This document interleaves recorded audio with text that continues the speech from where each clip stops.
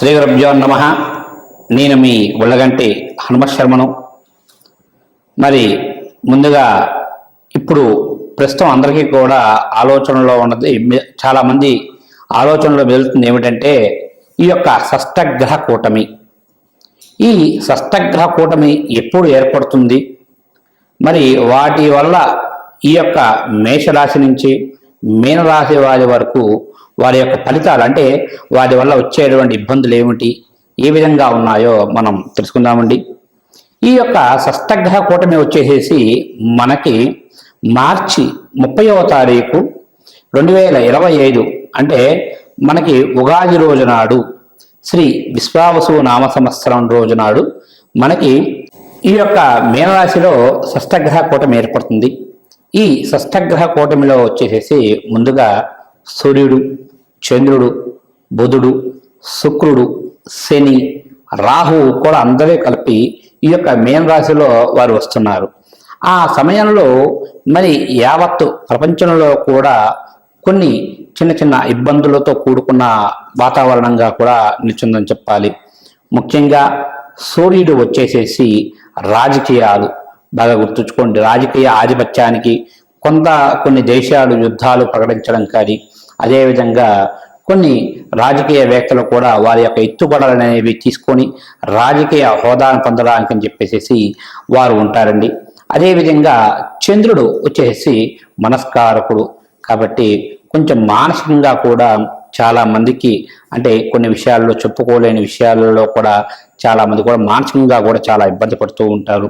అదేవిధంగా బుధుడు కూడా బుద్ధిహీనుడు అవ్వడంతో కొంచెం ఈ యొక్క బుధుడికి మెయిన్కి సంబంధించి ఏమిటంటే ఏ ఆలోచన, అంటే ఏ యొక్క డిసిషన్ తీసుకోవాలన్నా కూడా 1కి 10 సార్లు ఆలోచించుకొని కొన్ని నిర్ణయాలు తీసుకోవడం వల్ల, అదేవిధంగా కొన్ని తప్పుడు నిర్ణయాలు తీసుకోవడం, వీటి వల్ల కొన్ని ఇబ్బందులు వచ్చే అవకాశాలు ఎక్కువగా ఉన్నాయి. అదేవిధంగా శుక్రుడు వచ్చేసి మరి భార్యాభర్తల మధ్య అన్యోన్యత తక్కువ అయిపోవడం, అదేవిధంగా సంఘంలో కొంతమంది ఉన్నటువంటి పెద్దవారి వారి యొక్క మరి ఉన్నటువంటి కొంతమంది కొన్ని ఇబ్బందులు ఎదుర్కోవడం అనేది కూడా జరుగుతుందండి. శనీశ్వరుడు బాగా గుర్తుంచుకోండి, కాలక్రమేణా ఈ యొక్క యుద్ధాలకు చాలా ముఖ్యకారకుడు. కొన్ని యొక్క ఇప్పుడు దేశాల్లో కొన్ని యుద్ధాలు జరుగుతున్నాయి. అదేవిధంగా మరికొన్ని దేశాలతో ఇంకా యుద్ధాలు జరిగే అవకాశాలు అంటే ఎక్కువగా ఉన్నాయి. అంటే యుద్ధ వాతావరణం అనేది కూడా కొంచెం ఎక్కువగా కనిపిస్తుందండి. రాహు అదేవిధంగా ఆరోగ్యరీత్యా చాలా ఇబ్బందులు గురి చేసే అవకాశాలు ఎక్కువగా ఉన్నాయి. అంటే అంతకుముందు 2019వ సంవత్సరంలో మనకి ఈ యొక్క కరోనా వైరస్ అనేది ఏ విధంగా అయితే వచ్చిందో, ఇప్పుడు అదేవిధంగా ఈ యొక్క 2025వ సంవత్సరంలో మార్చి 30వ తారీఖు నాడు మనకి షష్టగ్రహ కూటమి ఏర్పడడం వల్ల ఇప్పుడు మనం వింటున్నాము ఈ యొక్క చైనా వల్ల మరొక వైరస్ అనేది వ్యాప్తి చెందుతుంది అని. దానివల్ల కూడా కొంచెం చిన్న చిన్న ఇబ్బందులు ఉండే అవకాశాలు ఎక్కువగా కనిపిస్తున్నాయి. కాబట్టి ఈ యొక్క షష్టగ్రహ కూటమి అనేది చాలా మందికి చాలా విధాలుగా కొంచెం నష్టాన్ని చేకూర్చే అవకాశాలు అనేవి కూడా చాలా ఎక్కువగా కనిపిస్తున్నాయండి. ఇక ముందుగా మనం ఆదిత్యాది నవగ్రహాలలో, అంటే ముఖ్యంగా చెప్పాలి అంటే ఈ యొక్క ఆదిత్య నవగ్రహ ప్రభావం అనేది ఈ యొక్క 12 రాశుల పైన, అంటే ఈ యొక్క షష్టగ్రహ కూటమి ఏర్పడడం వల్ల ఈ యొక్క 12 గ్రహాల పైన వాటి యొక్క ఫలితాలు ఏ విధంగా ఉన్నాయో తెలుసుకుందామండి. ఇక మనము ఈ యొక్క షష్టగ్రహ కూటమి వల్ల ఈ యొక్క 12 రాశులు, అంటే మేషరాశి నుంచి మీన రాశి వారి వరకు వారి యొక్క షష్టగ్రహ కూటమి ఏర్పడడం వల్ల వారికి ఏ విధమైనటువంటి ఫలితాలు వస్తాయో, అంటే వారికి జరిగే కొన్ని ఇబ్బందులు కానీ ఏవైనా సరే ఒకసారి మనం వాటి గురించి తెలుసుకుందామండి. ఇక మనకి ఈ యొక్క షష్టగ్రహ కూటమి వల్ల ఏర్పడడం వల్ల మరి సింహరాశి వారికి వారి యొక్క ఫలితాలు ఏ విధంగా ఉన్నాయో తెలుసుకుందామండి.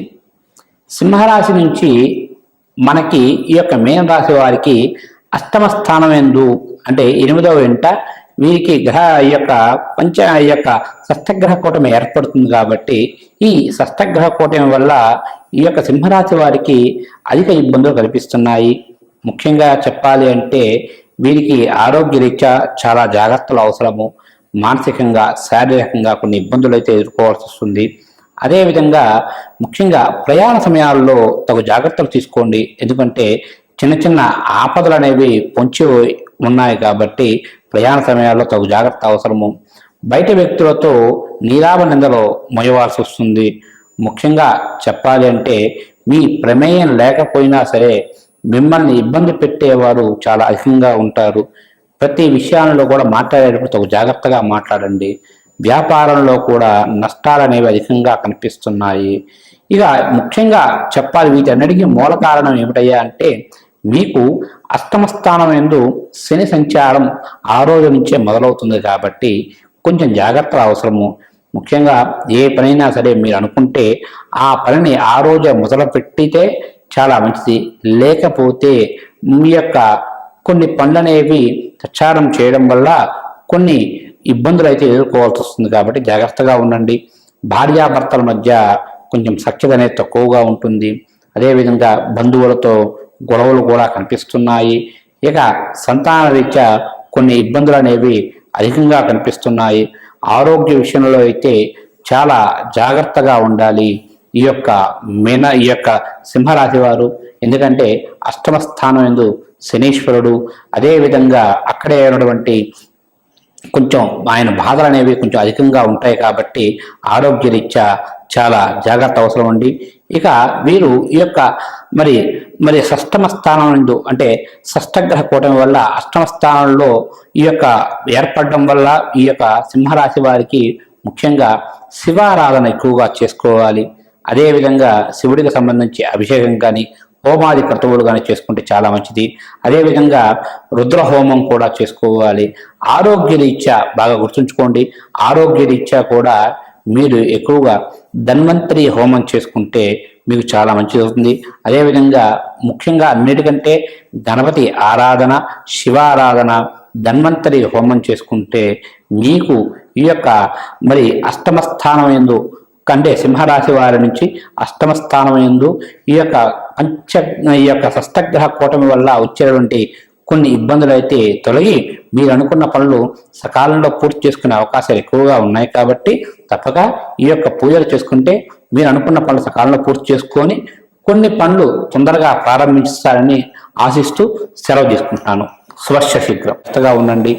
భార్యాభర్తల మధ్య కొంచెం సఖ్యత అనేది తక్కువగా ఉంటుంది. అదేవిధంగా బంధువులతో గొడవలు కూడా కనిపిస్తున్నాయి. ఇక సంతాన రీత్యా కొన్ని ఇబ్బందులు అనేవి అధికంగా కనిపిస్తున్నాయి. ఆరోగ్య విషయంలో అయితే చాలా జాగ్రత్తగా ఉండాలి ఈ యొక్క సింహరాశి వారు. ఎందుకంటే అష్టమ స్థానం యందు శనీశ్వరుడు, అదేవిధంగా అక్కడే ఉన్నటువంటి కొంచెం ఆయన బాధలు అనేవి కొంచెం అధికంగా ఉంటాయి కాబట్టి ఆరోగ్యరీత్యా చాలా జాగ్రత్త అవసరం అండి.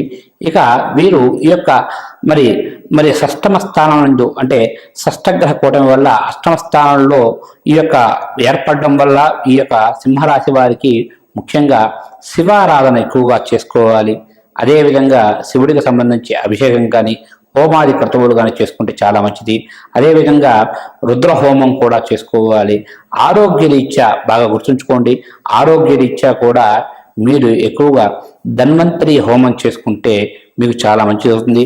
అదేవిధంగా ముఖ్యంగా అన్నిటికంటే గణపతి ఆరాధన, శివారాధన, ధన్వంతరి హోమం చేసుకుంటే మీకు ఈ యొక్క అష్టమ స్థానం యందు కంటే సింహరాశి వారి నుంచి అష్టమ స్థానం యందు ఈ యొక్క షష్టగ్రహ కూటమి వల్ల వచ్చేటువంటి కొన్ని ఇబ్బందులు అయితే తొలగి మీరు అనుకున్న పనులు సకాలంలో పూర్తి చేసుకునే అవకాశాలు ఎక్కువగా ఉన్నాయి కాబట్టి తప్పక ఈ యొక్క పూజలు చేసుకుంటే మీరు అనుకున్న పనులు సకాలంలో పూర్తి చేసుకొని కొన్ని పనులు తొందరగా ప్రారంభిస్తారని ఆశిస్తూ సెలవు తీసుకుంటున్నాను. శుభస్య శీఘ్రం.